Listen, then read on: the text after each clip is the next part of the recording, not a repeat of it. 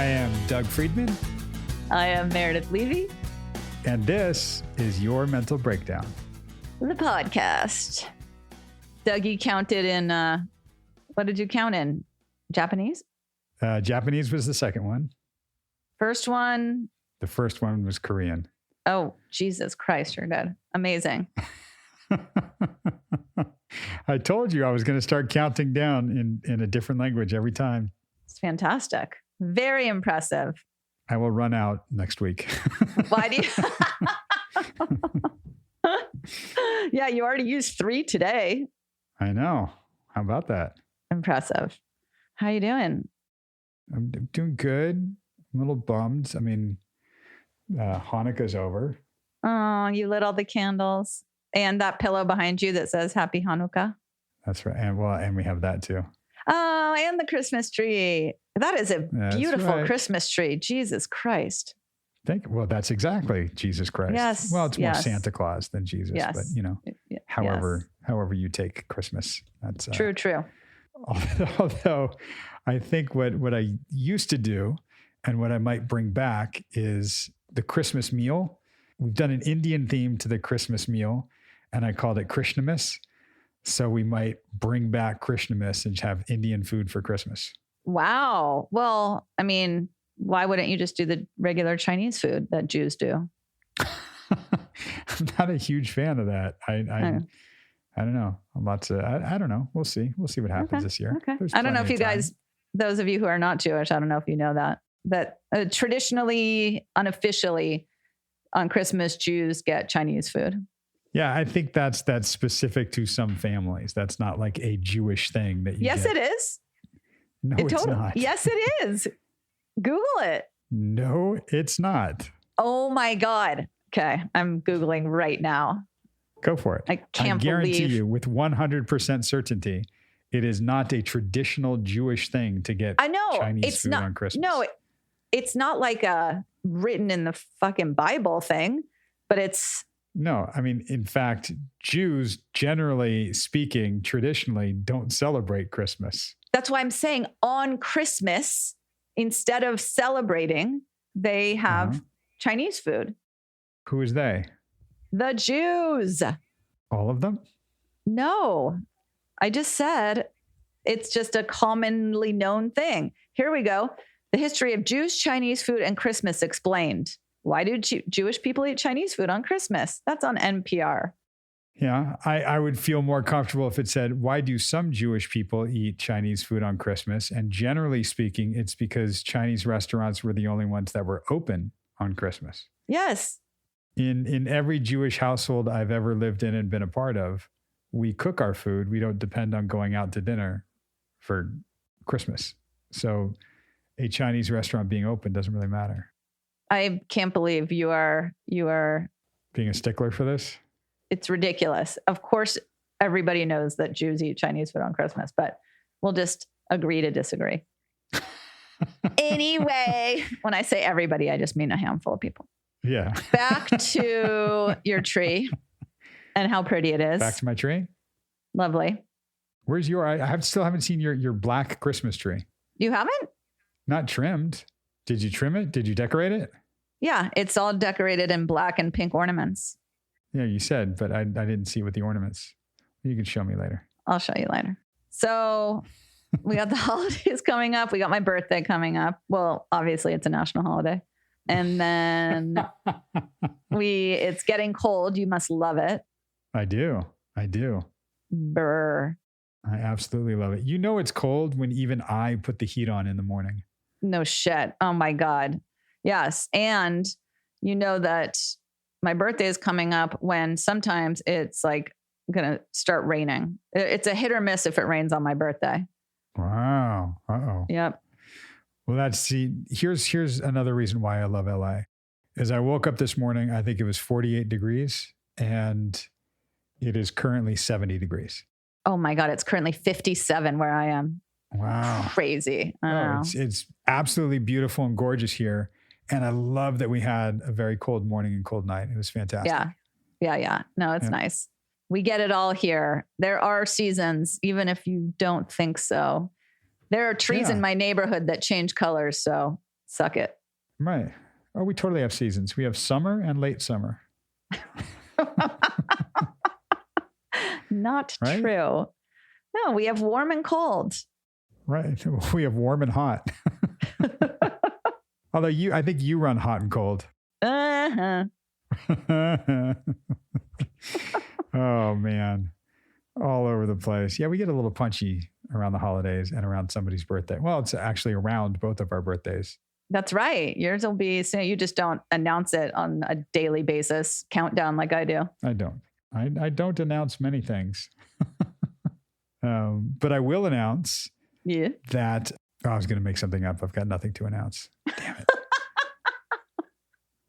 I want to announce that the merch is up and ready to go, but it's not yet. What the? It's close. It's very close. Okay, well, I don't know. Get on it. We just are on social media. We just had a few pictures of, I think, us wearing the merch. So we're very close. I would love to have it up now so y'all can get it for Christmas, but it'll get there and then it won't go anywhere. Just put it up, Doug. Just put it up. What's the worst thing that happens? Oh, the worst thing that happens. I don't know. I'm not preparing for the worst. Well, you never know. You know what you never know? You never know what's going to happen with our clients Drew? on a week-to-week basis. That's right. That's right. Especially Drew. Well, this is interesting because we've been jumping in the last couple of weeks with him where he's had a lot going on. And I think he even says that like coming out of the gate of this session, like, yeah, there's a lot going on. And it's something where I think you guys have been listening to Drew for a while, because if you're here on the Patreon, you've been hearing most of his sessions. And now you're seeing like, wow, he's approaching having all of these things happening to him with more of a sense of calm about him than he's ever really had. Right. Which is so cool to hear, like being able to not get completely overwhelmed, total panic attacks, night terrors. I mean, he hasn't talked about night terrors in a long time. Yep. Which is pretty cool. Really long time. Pretty amazing. Yeah. Well, let's hit it and then we'll break it on down. Hit it and quit it. Y'all hit it, we'll quit it, and we'll be right back.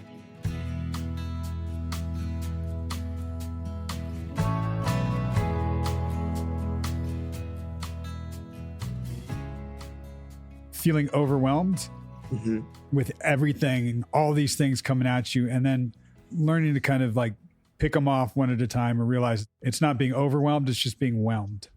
Like in the moment, it feels overwhelming. And that's, when you called me last weekend, that was a lot. And it was an overwhelming. So let me check in and see how you're doing with that now. And in my own, I guess, way of thinking, I was like, damn, I just kind of feel like I'm floating right now and just kind of like one day at a time, kind of getting through it, but not in a bad way. I am taking it one thing at a time and kind of taking it as it comes versus piling it all together and feeling like I'm doing a lot all at once. From the get-go, what I've said is wanting to slow down. And I think that's like what it means to slow down, is just kind of take it one thing at a time. Yeah. And I think that's exactly kind of where I'm at. Nice. I like that. I mean, that's using our old analogy of washing the dishes. If you've got a sink full of dishes, you can't wash all of them at the same time. Right. It just doesn't work. You start with a dish, a spoon. Yeah. What I hear you saying is kind of being the living embodiment of that. Like, you have a lot of dishes, so to speak, being thrust upon you, but you're just kind of like, all right, one day at a time. What's the first dish? What's the first spoon? I got to wash these one at a time. Right. Yeah. All right. Well, let's look at the dish and the spoon here. I think throughout this kind of overwhelming situation, me and my mom, I think that's kind of where I want to start, because I think that's kind of the root of a lot of this stuff. I don't know. I'm in a weird kind of like middle ground of where I used to be. I'm on both sides of the spectrum. I'm still checking in with her, telling her I love her, but I don't feel the need to do it every day. It's not a constant. It's just kind of here and there. But I don't feel guilty for that. I feel like that's doing my part in showing up where I want to show up and letting her know I love her without kind of overdoing my own step. I had a crazy week last week, and it's all been really like amazing. But I haven't even been able to really take the time to fully explain everything going on to my mom. So it was nice yesterday.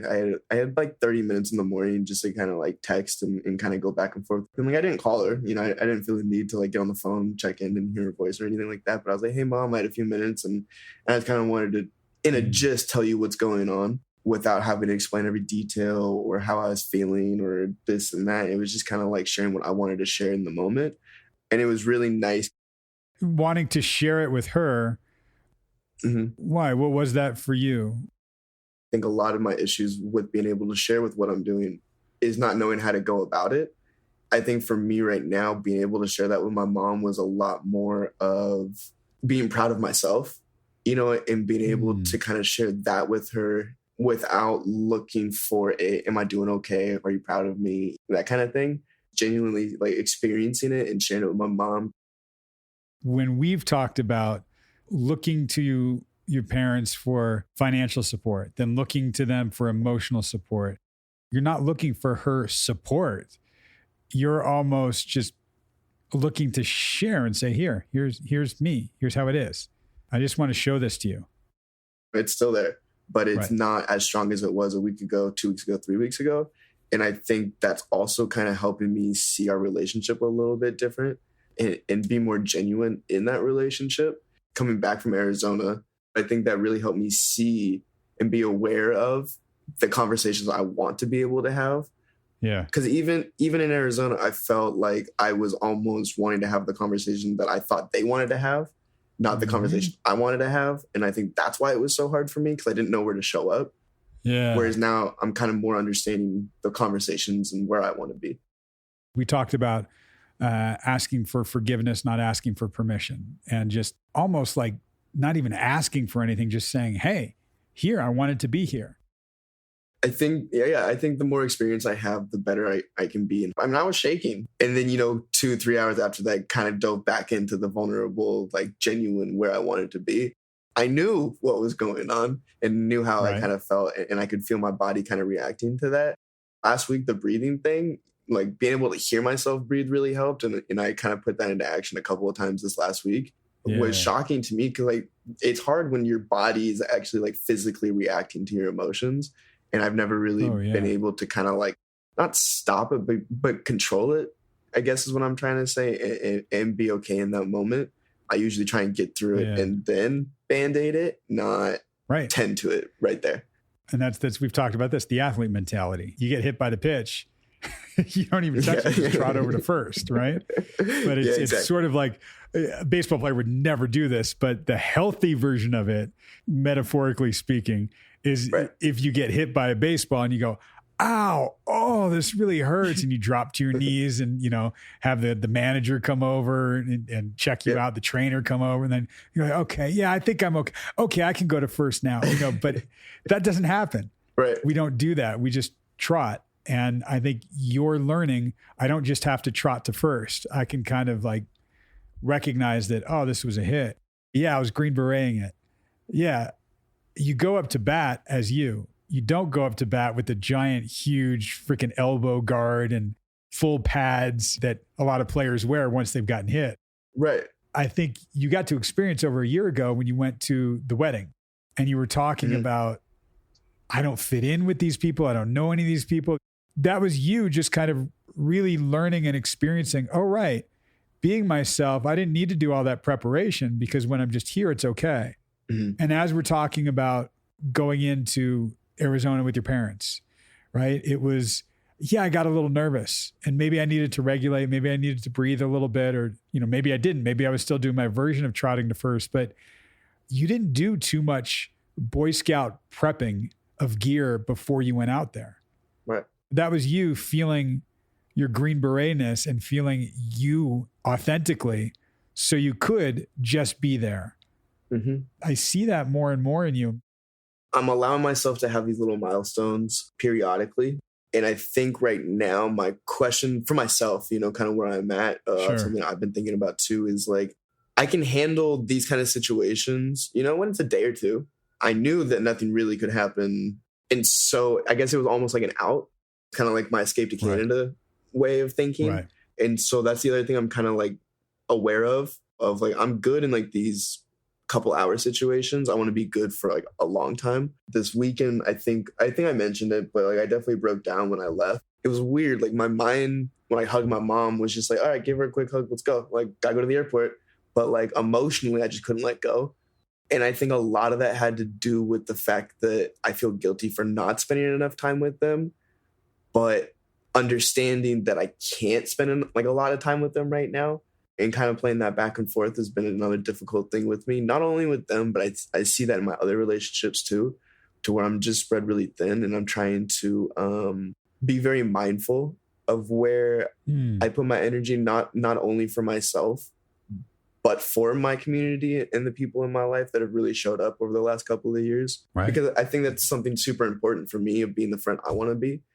And so I think the last 2 weeks of really kind of slowing down and staying humble and kind of taking it as it comes has been really nice. And this is kind of where I want to throw in my Sunday. Just thinking about that. I love that. Yep. I'm not going to lie, I didn't draw anything, but I've been thinking about it periodically here and there over the last week. You know, when you go to like a froyo spot like Yogurt Land, you can kind of pick out your flavors, but then they get back and they kind of put the toppings on and kind of like they do it for you. Kind of telling them, but you don't know how much, and like you always want to ask for more, but you can't, you know? So like my first initial reaction was my mom kind of going into Yogurt Land, and she's holding my cup and like, do you want this one? Do you want this one? And then she goes and kind of puts the toppings on, and it's still what I wanted, but it's not necessarily how I wanted it, or to the degree of the level that I wanted it at. And then I think for where I'm at now, my Sunday is not even a Sunday, you know, it's like Cold Stone Milkshake, because that's what I want. You know what I mean? And so it's like, I don't even want the scoops and the bananas and the chocolate and like all that. It's like, I'm a simple man. I like a chocolate milkshake, and that's what makes me happy. Nice. And like, I want to like even take that metaphor even a step further in saying that it's a homemade chocolate milkshake, because I think that I make the best chocolate milkshakes in the world. And I think that was super important as far as like the mentality of where I was thinking from like across the board of my life. I think that really allowed myself to see that I can rely on myself.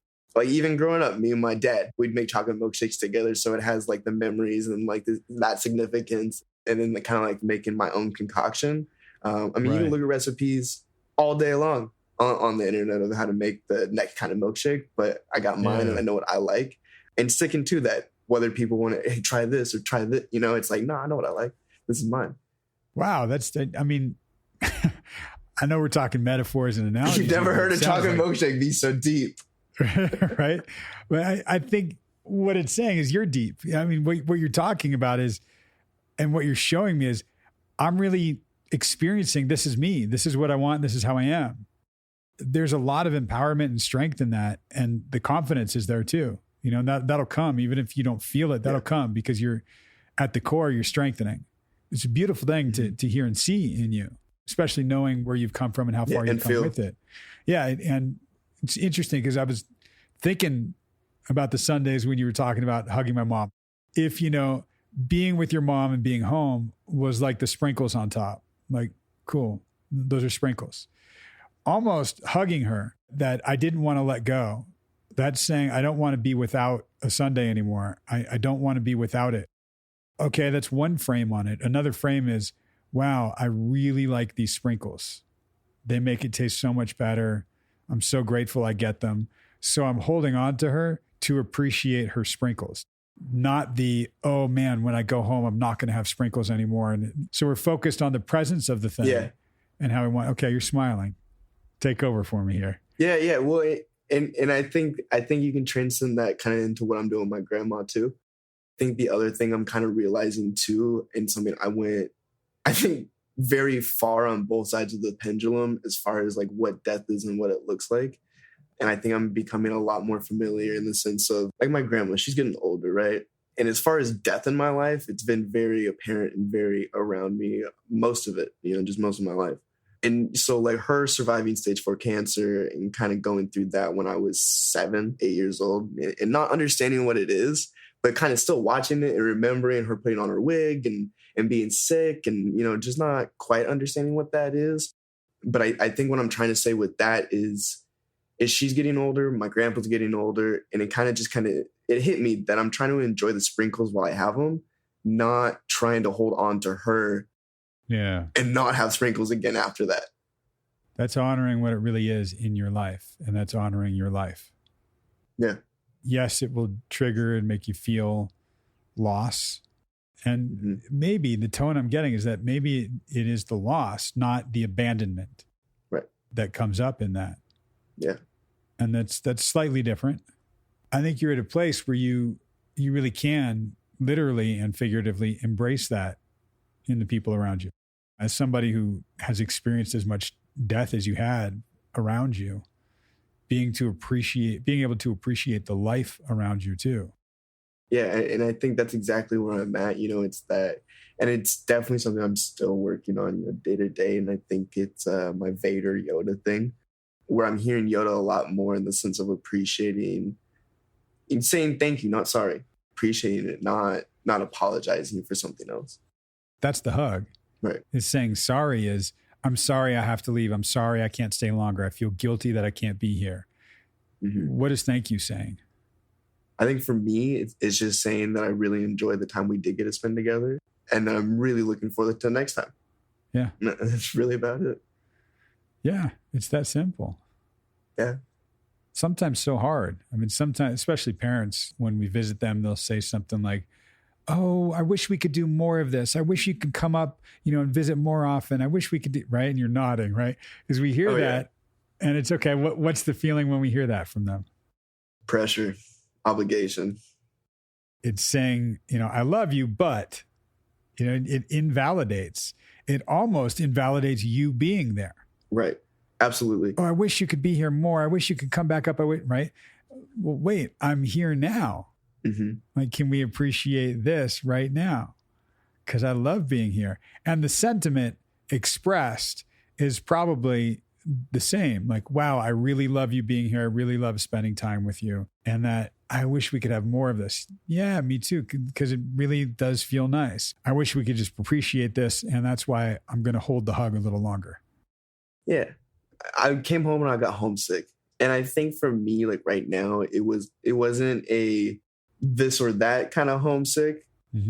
I think it was just appreciating that I love my mom and dad and I enjoy spending time with them. And I think I'm getting more in tune with the emotion of appreciation, not guilt.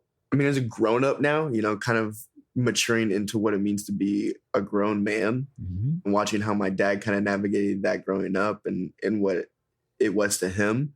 And again, almost the exact opposite for my mom. And so again, I'm kind of sitting back and understanding more of what an adult emotion looks like in these situations. And I think I'm finding a balance, honestly, between my mom and dad. I think they both kind of have right and wrong in both of them. And I think I'm figuring out what it means to me to have a good relationship in what I want it to be. Yeah, man, I really love this for you. What you're describing it's individuation, where you're becoming your own individual, right? Yeah. This is what that is. Right. Our parents usually are the first people that help teach us and show us values or morals or help us build character, right? So we get it from parents, peers, teachers, church, community, whatever it might be. What needs to happen then is we need to take that and take it out for a spin and kind of apply it to the world at large. And then figure out what works for us, what doesn't, formulate ourselves, and then go, okay. So now this is me. Okay. Now I can bring this anywhere. And I can actually, from that place, honor now the pieces I got from church, teachers, parents, peers. I can honor it by saying, thank you for this piece. I've used it in this way, and this is how I am now. Check out my snapshot. This is me. Yeah. And I think also, too, the new mindset that I'm getting into is very similar to that of where I'm kind of picking and choosing and figuring out my own equation, as it were. I think a lot of the times, too, I look for people to tell me the answer of what's right and what's wrong because I'm not confident in myself. I think I can now take all the experiences that I thought were devastating or life-altering or whatever that is and be able to kind of take my piece out of it and not put other people's injections into it. And I think that's a perfect example for my brother. I have no idea what he was doing growing up, and he was navigating a whole fucking mess of shit I have no idea about. Right. And so it's like, my experience of it was one thing. His experience of it was another. I think we can both take something out of it and move on. In moments where I'm okay with shit, devastating or not, my frustration is when I want to put the work in, but when I want to show up and the other person doesn't show up, that still hurts. Yeah.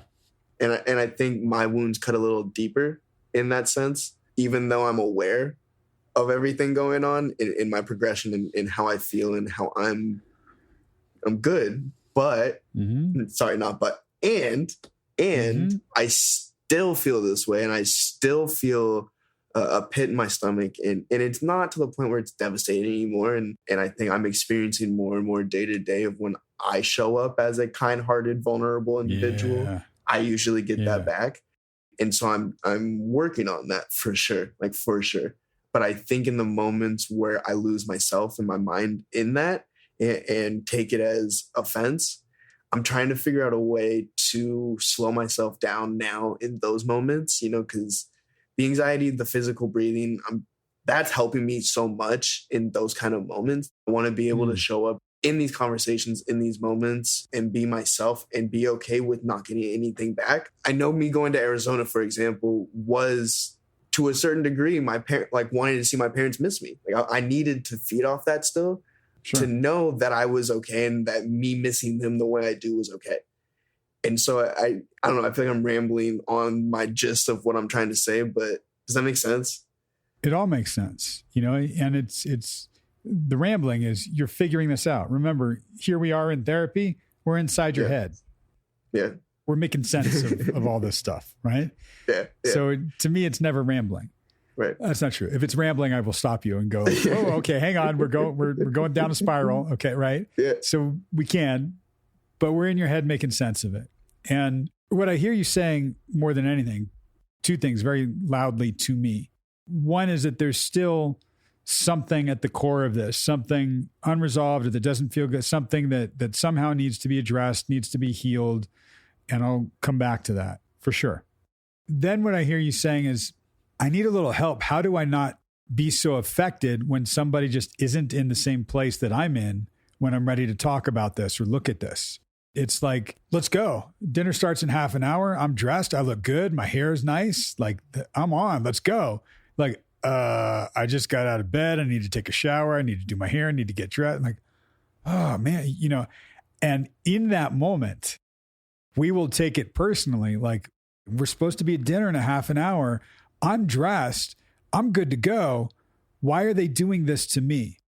And that's taking it personally. And I use that example because you might be able to go, they're not doing it to me. I mean, that's a bummer. And if they're not ready in 25 minutes, we have 5 minutes to go, I'm gonna go without them. That's a boundary. Okay, fine. We can also go, right, they just rolled out of bed. They're not ready to go to dinner yet. Now we take a breath. Now we pause. Now we let them catch up. I think my conundrum within myself is, do I wait for you to get ready? Do I say I'm leaving and I'll meet you there? Is one right? Is one wrong? Am I doing the right thing for you? Am I doing the right thing for me? Are we both happy? Are you happy and I'm not? Am I happy and you're not? You know, so I go right there. It's a lot of work. You know, and so, and it's all... And I think like 5 steps down the road, right? And I think that's my frustration with certain relationships in my life right now. I need to be on the same page as far as 3, 4, 5, 6 steps down the road so that we can plan 2 steps behind. Absolutely. And so I think the frustration there is my gears. You know, I'm in all these different gears, and right. I might be a semi truck where I have a whole nother gear lever thing shit going on totally. To where I'm like 10 gears, right?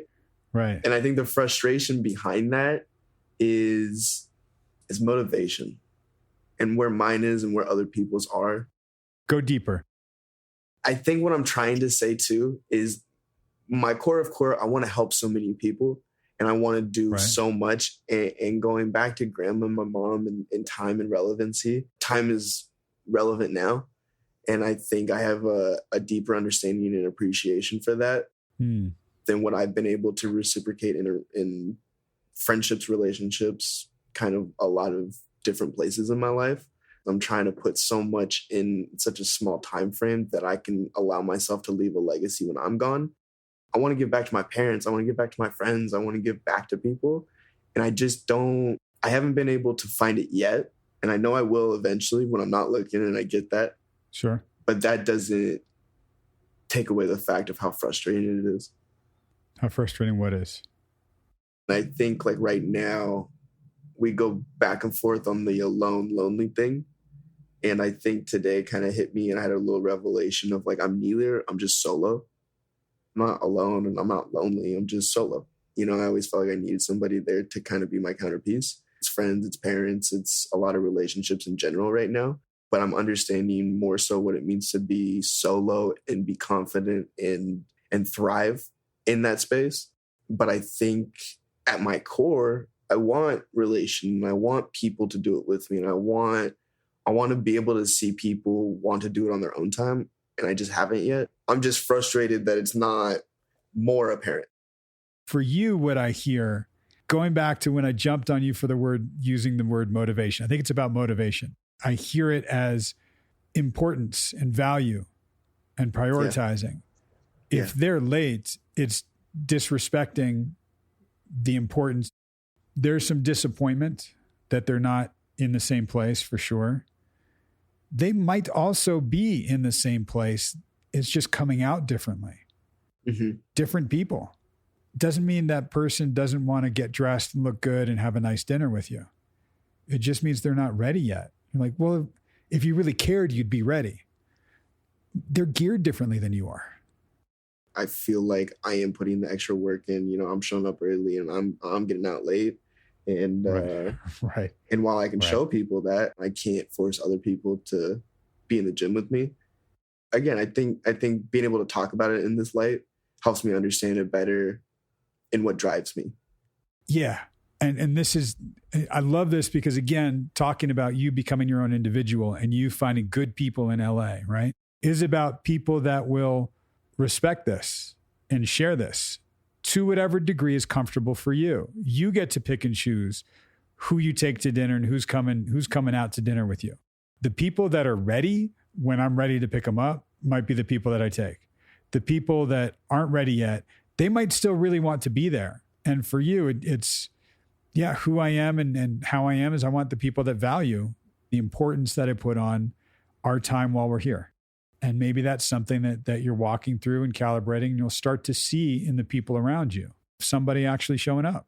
And I mean, overall, what I really hear is you being okay, not necessarily being solo, but I hear you okay as you. Yeah. And I think that's what's most important. It's kind of where I'm at, but this whole girlfriend thing, every mark of my being tells me, like mentally tells me, leave her, we're good. You know, like wash your hands, it's done. Right. But that's what everybody else is telling me. And so like morally, it's like, nah, it's not how I want to walk through it. It's not like, yeah, it hurts. Yeah, this is the worst thing probably somebody could do to me. Right. And I want to navigate it for myself. Like I'm going through it for myself this time, not, oh, make sure it's okay or tell me it's going to be okay. Right. That's more the strength that you're starting to feel and starting to heal. That's what it's about. And we'll walk through where you were a week ago and where you are now. It sounds vastly different. And this is part of processing. You a year or two ago would have been devastated still. Being solo, being like an individual, being my own person, you have strength in that. Yeah, I can feel it.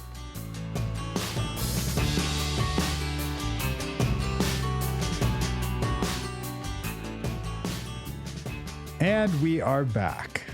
We are back. We're back with Drew, little Drew. Man, what do you think of little Drew? Well, following up with the last session, and you guys sort of jumped right into that, and how in the last session he was really emotional and seeing his mom and then the girlfriend breakup thing, and just he said he felt like he was floating. I remember him saying he felt like he was floating and just trying to take it one thing at a time, and the analogies kick in right from the jump off, which I love. And you brought up, the dishes, the doing one dish at a time. And I like that. I think it's good for him. Yeah, and it's using some of the analogies that we've used that he throws back at me all the time, which is great. And he's used the dishes a lot. And I'm just sort of validating and appreciating how he's going through this, which is, yeah, you're feeling overwhelmed. You've been feeling overwhelmed, but you're taking it one thing at a time. Can't wash a sink full of dishes all at the same time, which is what I said to him, like, start with a dish, start with a spoon. Right. And he's like, yeah. And it's just kind of reiterating what he's doing and how he's doing it. So he can step out of himself and just see like, yeah, that's right. I am doing it one at a time. Cool. Right. Okay. That's all. Yeah. And I don't even think you guys really, no, I don't think you talked about his ex-girlfriend at all, but you started with talking about his mom, and he said that he connects with her, but he doesn't feel the need to constantly check in with her. He does it when he wants to and like share what he wants to share with her in the moment, and how he's not looking for her validation or, / support as much, just sharing with her, which I thought was.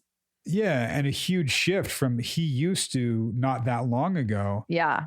Contact her and text her every day because he wanted to hear from her to make sure she was okay. Right. Right. So he's releasing himself from kind of policing her in that way. Right. And just letting go of that and really being his own individual, which will hit a little later when I bring in another one of the analogies, the homework I gave him for the week. Yeah. But I'll let you do your chronological break and we'll hit it. Of course. I loved how he brought up the breathing thing from last week. He said hearing himself breathe and then put it into actual practice a couple times during the week. And so he's sort of starting to notice his physiological responses to emotions. And that is amazing. Oh, that's huge. That's huge. A lot of times when clients have anxiety or panic, it is like overwhelming physiological sensations. And if he's able to take note of that and regulate that now, just as it's building, just as it's accumulating, if he gets to a point of having a panic attack, an anxiety attack, he can actually see and know, oh, wait, my body's shaking. I'm doing this thing. Right. Okay. I have been able to breathe. Okay. I can hear myself breathe. Cool. So he's learning how to regulate his emotions by virtue of regulating his physical body, which is really cool. Totally. And then the baseball player analogy, right, of not being able to prepare. Right. Well, and it's funny because there's also, I don't know if you know this, but he got it right away. Baseball players, if they're standing at the plate and they get hit by a pitch, it's like you never show that it hurts you. You just trot over to first base. Yeah. If the trainer comes out to inspect you, you brush him off. Even if you're hurting, you just keep going, right? And he gets it. He knows that because that's what a lot of us learn. And a lot of us learn that outside of baseball. We just learn like, just keep going. Just suck it up. Yeah. Just go. Yeah. Suck it up. And it's being able to go, ow, that hurt. Hang on a second. Time out. That hurt. Right. And there are baseball players that come up to the plate wearing giant elbow pads and huge like extensions on their helmets and things because they've gotten hit before. They don't want to get hit again, or they're protecting an injury. We're not going to do that in real life. Right. Although metaphorically speaking, we will go into things with our armor up, with our guard up, with these full pads on. Yeah. And it just keeps us from being truly vulnerable and acknowledging what we're actually feeling about the thing. So him being able to regulate with breathing is a way of like going, oh, wait, yeah, let me actually feel this and not just keep going. Okay, keep going, you know? Yeah. And he said he's allowing himself to have these like little milestones periodically. And he was then questioning, okay, well, I can do this for a couple hours or a day. How am I going to be able to get to a point where I can do this long term? Right. My question is, Doug? That's what I wrote. Doug, question mark? Thoughts on him already? Well, I don't know that there is a long term, I don't know. And it depends on how he's applying it. Because trying to do something short term that you can do to get through something, applying that to the long term takes a toll on us. That's what a long time ago when you and I were talking about the pandemic when it first started, and I was saying the difference between stamina and endurance. Yeah. Right? We can endure anything, pretty much. we can suck it up or get through it for a short period of time, as painful and as difficult as it might be. Stamina is our ability to do that over time. And we might not have the stamina to endure something that long. Right. Because it will take a toll on us. So for him, learning how to do it, I don't want him to learn how to do it if that's the way that he's going through that. Right. If it means I'm starting to learn how to regulate and do these things now, and I can do it in the short term, but how do I do it long term? Well, you do it by virtue of what you're actually doing. You keep doing these small ones, these baby steps. Yeah. Yep. Right. Like I said to you, take baby steps, eventually the baby is going to get to the other side of the living room. Yep. And then he mentioned, and I noted, he said something about being spread too thin. And I'm like, you know what, dude? You say that has been a pattern for the last 2 years. I don't know how long. Right. And it's interesting because when he brings it up, sometimes it sounds like he's surprised that he's spread too thin, or that I'm not surprised, but that's a big pattern for him. Yeah. And I love how he's recognizing this, because it used to be I'm spread too thin and that's what I have to do. I put on the cape. I rescue everybody. I am Superman. That's what I do. I'm a superhero. Now he was saying like, yeah, I'm spread really thin. I'm trying to be mindful of where I put my energy. Yep. For my community and for myself. I loved that. And learning something for him, like over the last couple of years that he's really doing now and really kind of figuring it out. And that's where I love that he brought the homework back in. The Sunday. Like talking about the Sunday. Yeah. Yep. Yeah. Oh, so good. All right. Mom's putting on the toppings. They're at Yogurt Land. He's not, it's not exactly how he wants it.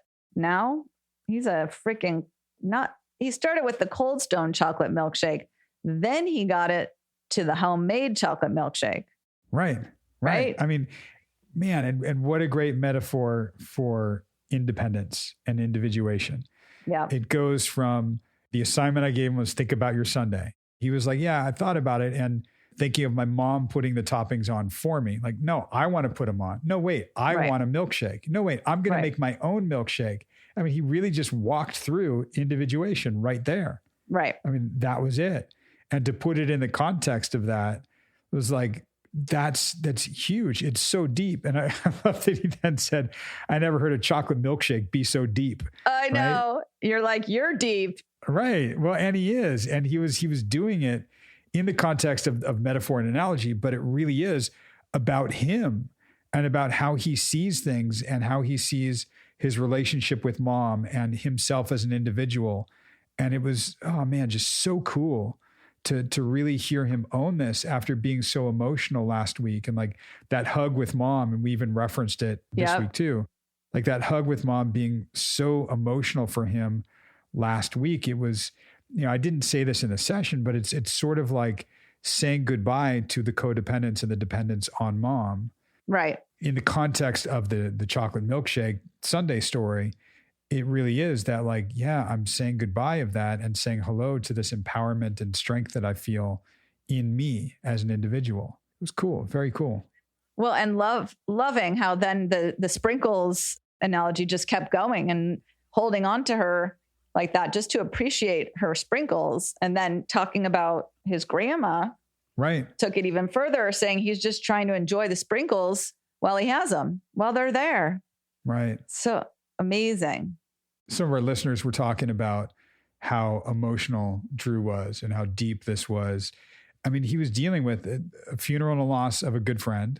And he's been talking about his grandma getting older and his mom, relapsing and individuating and girlfriend cheating on him, all of this stuff. And it's really like looking at life and abandonment and loss. And he's really building up his own strength, which is huge because for so long, he's been getting that from other people, from what he does for other people, feeling indispensable, feeling like he's needed. But now like putting that back on himself and being the core of his Sunday isn't even a Sunday. It's a homemade chocolate milkshake. Right. It's amazing. Yeah. Amazing. And I really like the distinction you made between loss, not abandonment. Right. For him to look at that and the Vader Yoda, the not saying sorry, saying thank you. Yeah, I like that. I like that for him, because that's for him. I think the sorry brings with it that guilt. He knows it. That's what we were saying, and saying like, yeah, I'm sorry I can't be here longer. I feel guilty that I can't be here longer. I'm a bad son. Something bad might happen. I don't know. But spinning it as thank you, like this time that we had, it is really great, and really enjoying those sprinkles. I think he's really coming around to that nicely right now. Yeah. And I think it's hard. You guys were talking about that, and I was having thoughts going back and forth about, because I do that, if I see my dad, somebody that I wish I could see more, I will say, oh, I wish I could see you more, or wish you lived closer, or whatever. And right. I don't think that it's necessarily invalidating the present moment. I think it could be.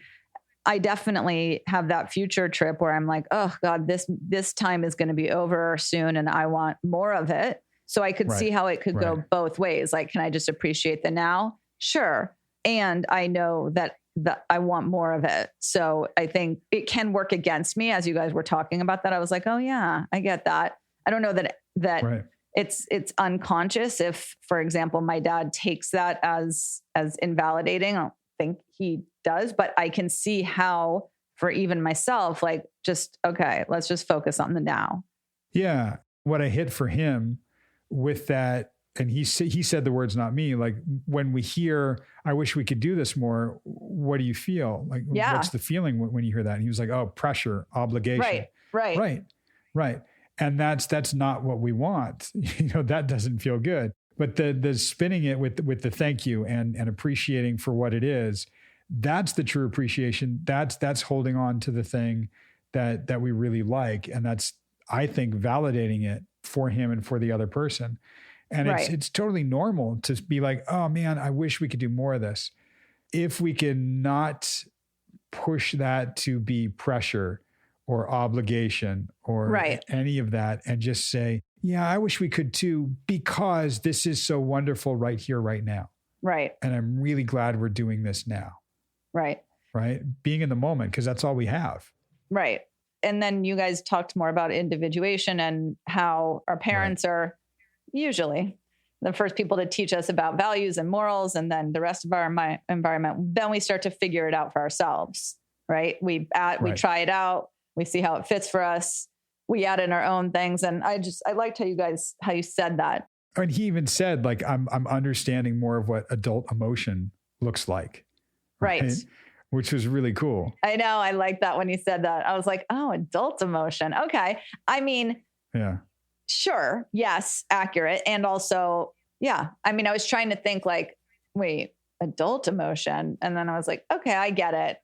Maybe responding instead of reacting, or learning how to understand our emotions. But I liked the adult emotion. I don't know if I would say he said that. Child. No, I know. It was interesting. No, he said, yeah. But it's more like that childlike reaction, or my emotion is, I'm looking for cues from other people and seeing that. And he's going, no, now I understand what it is, because he's owning his own emotion and seeing it's okay to have them. Yep. And then he was saying, what does he do when someone else, or you guys talked about what to do when someone else isn't in the same place, right, as he is? Like, what do I do? And then you were talking about like, okay, well, like, I'm ready. They're still getting dressed. And what do you do with that? And I, of course, my mind goes to in DBT, the states of mind is we need to know what our state of mind is, what someone else's state of mind is. Are we in emotional mind? Are we in reasonable mind, wise mind? Is this person, are they anxious? Are they angry? Are they hungry?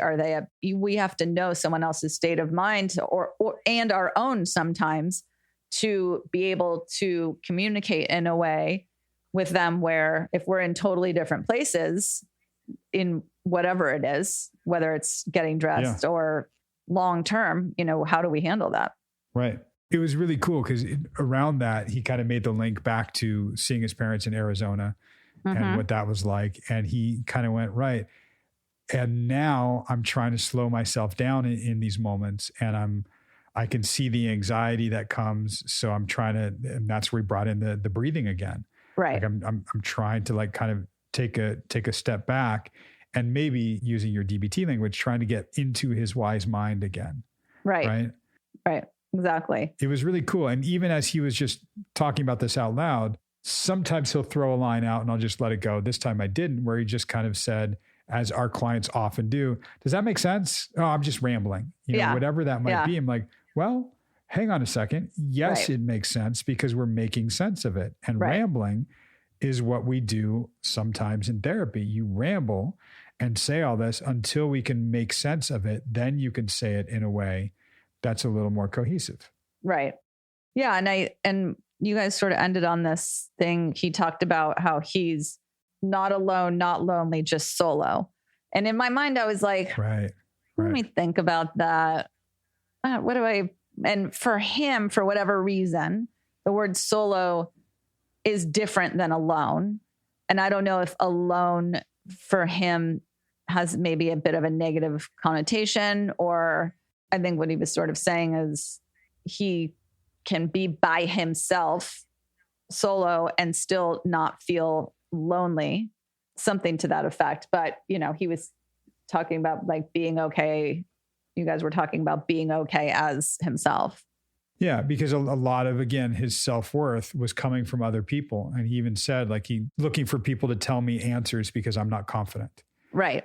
He invalidates himself a lot. He even changed a but to an and in the session, which I thought was really cool.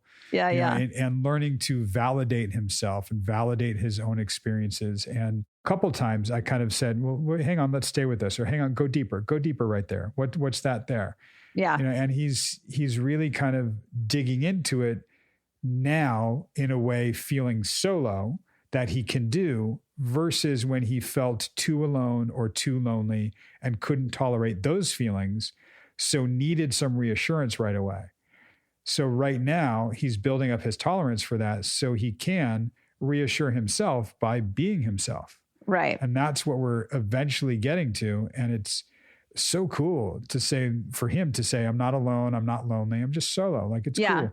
I'm not looking for someone else to be my missing piece. I'm not missing a piece. I'm good. I'm good. Just good. Yeah, exactly. Right. Yeah. Well, I might not be good, but I know I'm okay. I'm chilling. Right? I'm chilling. Right. Yeah.